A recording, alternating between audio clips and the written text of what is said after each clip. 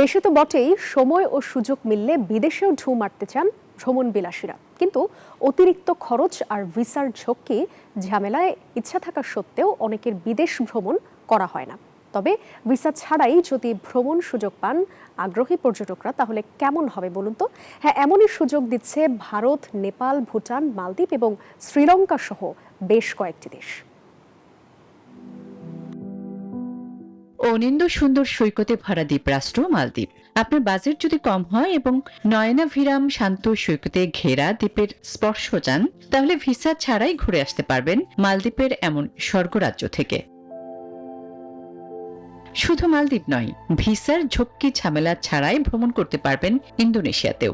একমাত্র smart city Bashundhara, আধুনিকতায় এক ধাপ এগিয়ে। দেশটির বালি সহ অপূর্ব সুন্দর পর্যটন স্পটেও কাটাতে পারবেন আপনার একান্ত অবসর। এমনকি একই সুবিধা নিয়ে ভুটান, নেপাল, শ্রীলঙ্কার ব্রিটিশ ভার্জিনিয়া আইল্যান্ডস, কেপ ভার্থ দ্বীপপুঞ্জ, কমোরোস দ্বীপপুঞ্জ, কেনিয়া ও বলিভিয়ার বিভিন্ন স্থানেও যেতে পারবেন। ভ্রমণ খরচও থাকবে সাধ্যের মধ্যেই।